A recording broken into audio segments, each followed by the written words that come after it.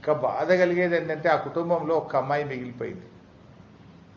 ఆ అమ్మాయికి మూగది, చెవిటిది, కాలు లేని వికలాంగురాలు. పాపం మాట రాదు, చెవులు వినబడవు, కాళ్ళు నడవలేదు.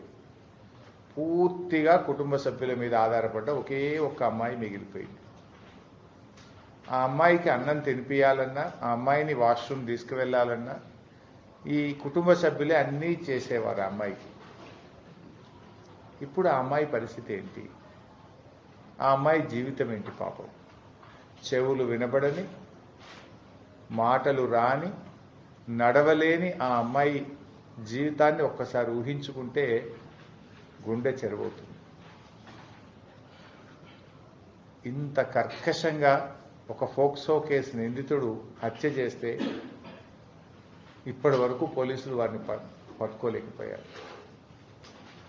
ఆనాడు అత్యాచారం చేసిన తర్వాత కూడా పోలీసులు పట్టుకోకుండా నిందితుడికి సహకారం అందించి నెల రోజుల పాటు అరెస్ట్ చేయకుండా అతను యాంటిసిపేటరీ బెయిల్ తేవడానికి ప్రభుత్వము పోలీసులే సహకరించారు.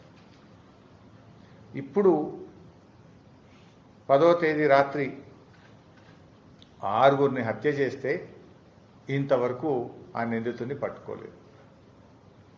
పరామర్శ కోసం వెళ్ళిన బీఆర్ఎస్ పార్టీ డిప్యూటీ లీడర్, మాజీ హోంమంత్రి సబితా ఇంద్రారెడ్డి గారిని మాత్రం చేసి పట్టుకున్నారు.